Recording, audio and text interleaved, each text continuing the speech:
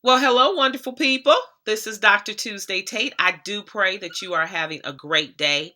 Listen, I started part one of this in another video, and I'm going to just kind of finish it now regarding the video that I posted from a telecast or some type of broadcast, I guess I should say, regarding an interview with a psychologist regarding uh, women, Black African American women, staying single. And I said that terminology, staying single. Uh, Most people that I know, and even though in my last post I talked about those who have made a decision to be single, what that needs to look like. Amen. If you've made a decision to be single, and if it's not God's will, you're going to find yourself falling into sin quite often. If the Lord has called you to be single, then He will give you the strength to be single and to do what is necessary to walk out that journey and stay holy. Amen. But if God ain't told you to be single and that's his will for your life, you need to get on your knees, fast, pray. God, who is it that you have for me? Amen. And if you've missed it, go back and get them. Go find them. Make it right. Amen. But this post is about, preferably they're still available. But this post is about this broadcast, this interview that I saw about Black women staying single. And what I said was that term, staying single, denotes that they want to be single. They've chosen to be single. But the truth is, there are many circumstances in our African American community that have strategically and systematically been put in place for the Black family to not move forward, to not prosper, to not exist in all honesty. Listen, I'm not, a big plot person that thinks, there's a plot against everything related to Black. I ain't her. I just know what I see. And when you understand, some of the things that she talked about in the video was, uh, over proportionately our Black men are in jail. We have the high rise of our Black men living lives of homosexuality. We have a high number of our African American men less educated, no less undereducated or no education, underemployed or no employment. And so all of those things, yet you have African American women who are more educated. We are not in jail at the rate that our Black men are statistically, racially, looking at the ratios of Black men compared to Black women in jail or imprisonment with criminal records. And so all of these things are playing in to the dynamics, mental illness, playing into the dynamics of the Black family continuing to exist. This is not any type of judgment or criticism towards interracial marriage. This is not what I'm talking about. You find somebody that you love that is outside of your race, go for it. Hallelujah, right? Be an equal opportunity lover.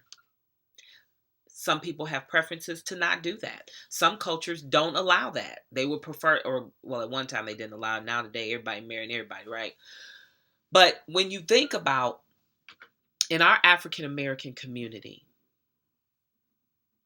men, our Black men, are imprisoned 6 times more than their white counterparts. If the ratio of Black women to Black men, there are in Atlanta, Georgia, 8 women to 1 man. 8 women to 1 man. And our men are less educated, less employed, criminal records, mental illness, all of these things that are coming against our African American brothers. It is difficult. It's not a choice that many Black women have made to remain single, to stay single. It is the circumstances. So my charge to our community is to get it together. If you are because this is the dynamic that you have to understand. If you are underemployed, undereducated, or no education, you can't get a job to provide for yourself hardly, let alone for a wife and children. Stress. If you cannot get a job, often that leads to crime. It doesn't mean that everyone sets out to do a crime. It's just that you're going to find a way or make a way. Stress. If there's any area of your life, stress can bring on mental illness, depression, post-traumatic stress disorder.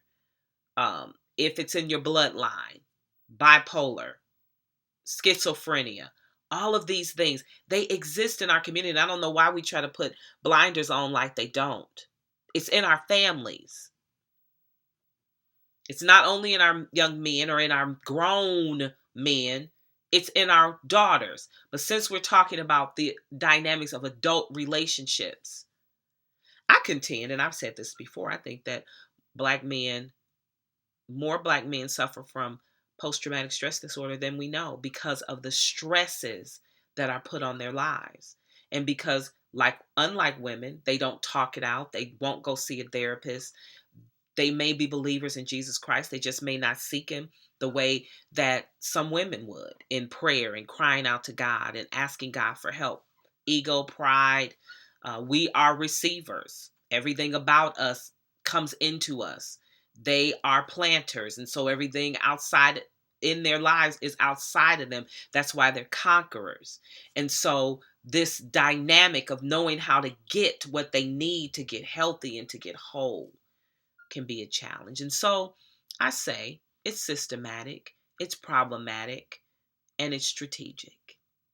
I believe if the black family, black love could come together and have healthy relationships with two healthy people, getting what they need to be healthy, getting what they need to learn how to communicate and how to love each other and how to talk and just how to enjoy life and be support one to another.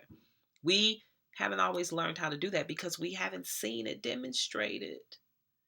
And so we get into these relationships and we love that person and that person loves us and it's great. And then it falls apart because we don't know how to sustain it.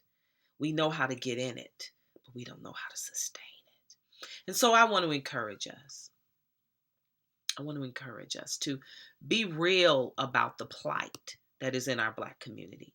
Not just blue against black with police officers killing our sons. That's a whole nother thing. That's strategic, problematic, systematic. But this thing, if you are in a marriage, do whatever you need to do to make your marriage work. Both of you, not just her, not just him, both of you, getting what the couple needs, getting what you need individually to keep your marriage healthy and whole and sustain it until death do you part.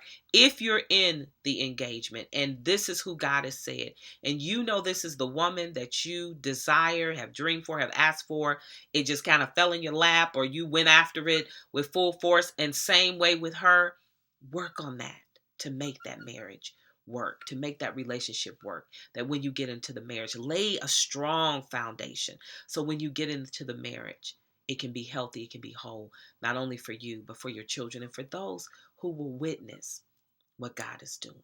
If you're in a dating situation, same thing. Build a strong foundation in that relationship.